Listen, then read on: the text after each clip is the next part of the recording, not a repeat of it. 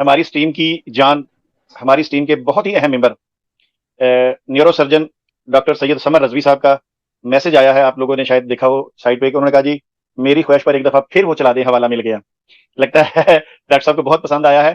تو نوید صاحب، میں ڈاکٹر صاحب ایک منٹ ڈاکٹر صاحب بھی چلاتا ہوں اس حوالے کو دوبارہ. اچھا جی نوید صاحب، بات پتہ کیا ہے، آپ سب سے ہمارے پرانے ساتھیوں میں تھے، پھر آپ کی کچھ مصروفیات ہو گئی، آپ مصروف ہو گئے، آپ نے مجھے بتائی مصروفیات بھی، وہ بالکل جینون تھی. اچھا بات یہ ہے کہ یہ جو آپ نے بھی تحقیق کی، ہم نے بھی تحقیق کی، اچھا یہ اپنے گھر کے اندر نا، اپنے گھر کے اندر بیٹھ کے چیلنج دیتے ہیں، جیسے اسی وقت ہم نے قبول کر لیا ان کا چیلنج، ٹھیک ہے، اور انہوں نے کوئی جواب نہیں دیا.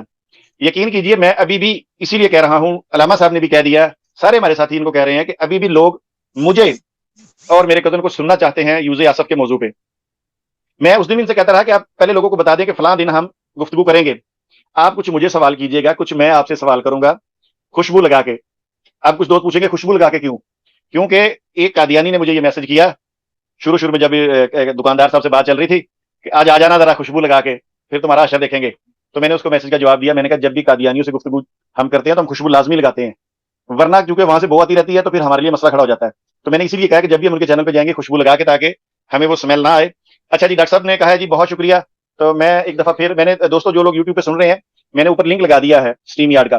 یہاں میں ایک بات اہم بتانا چاہتا تھا کہ دکاندار یہی صاحب کو ہم نے اس دن اپنی اسٹریم میں ایڈ کیا تھوڑی دیر کے لیے، مگر نوید صاحب آپ جانتے ہیں جب ہم نے یہ پروگرام شروع کیے تھے تو ہم لیکچر والے دن کسی کو بھی ہم کال پہ نہیں لیتے تھے، آپ کو یاد ہوگا. ہم نے جو جی ایسا ہی تبصرے کا جو دن رکھا ہوتا تھا وہاں پہ پھر ہم ان کو کالر کو لیتے تھے کہ اگر کوئی مرزئی آ جائے یا کوئی بھی آ جائے. تو مگر ہم نے چونکہ منگل کا دن پوائسپیرٹ صاحب کا تھا، صاحبہ کا تھا، اور اس دن ایسا ہوا کہ پاکستان میں 40واں تھا اہل تشریف برادری والوں کا، تو وہ نیٹ کا پرابلم بنا، ہم نے وہ بدھ کو کی. تو بدھ والے دن میں نے پھر بھی، حالانکہ وہ بھی لیکچر تھا، مگر میں نے کہا کیا یاد کرو گے دکاندار صاحب کہ ہم نے آپ کو اسٹریم پہ نہیں لیا، میں نے ان کو لے لیا، ان کا سوال سنا، پھر میں نے ان کو اتار دیا. کیونکہ یہ تمام دوست سن لے کہ جس دن لیکچر ہوتا ہے اس میں ڈاکٹر صاحب کا لیکچر ہو، عمران جٹ صاحب کا لیکچر ہو، پائسپیرٹ صاحب کا لیکچر ہو، یا ہمارے کسی اور دوست کا لیکچر ہو، پھر ہم اس وقت اپنی اسٹریم میں قادیانی کو اس لیے نہیں لیتے کہ وہ پروگرام کو خراب کرتے ہیں آخر میں آ کر. اور آج جیسے ہم بیٹھے ہیں، کوئی قادیانی آئے گا ہم اس کو لیں گے، اس کی بات بھی سنیں گے، کیونکہ آج کوئی لیکچر نہیں ہو رہا.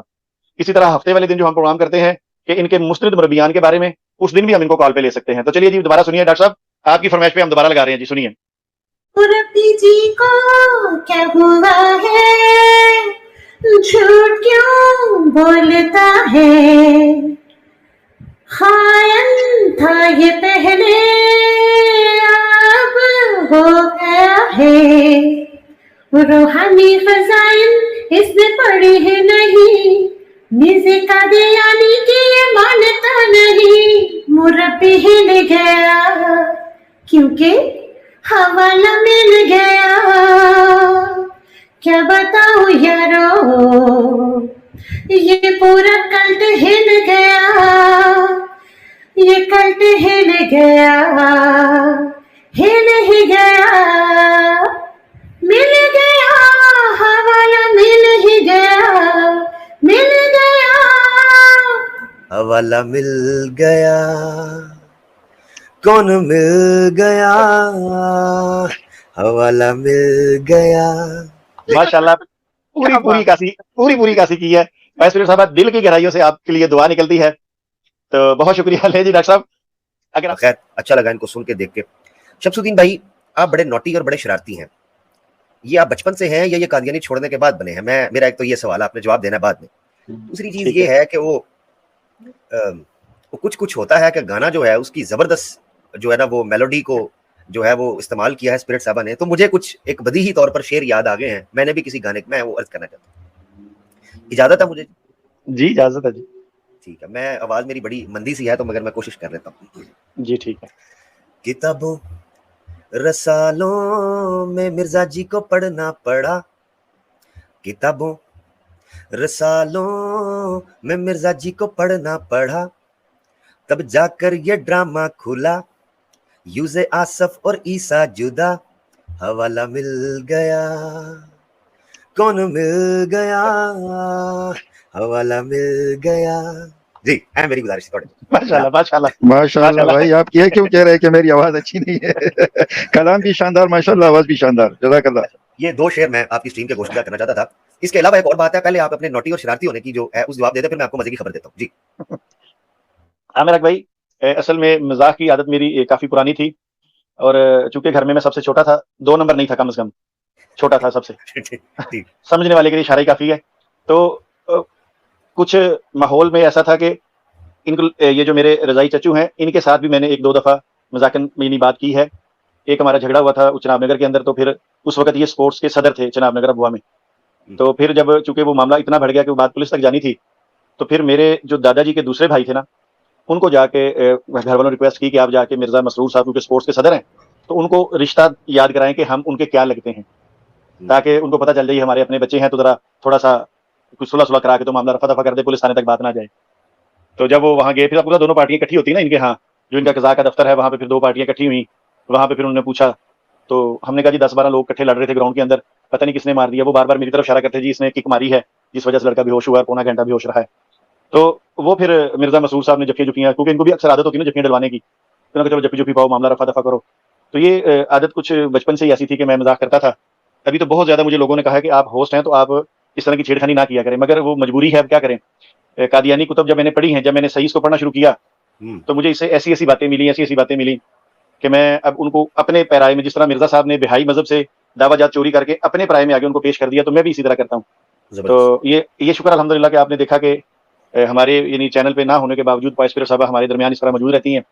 تو ماشاءاللہ یوز آصف, میرا خیال ہے کہ اب میں نے تو ویسے کہا تھا ہم نے آپ کی جان نہیں چھوڑنی, اب آپ کچھ بالکل.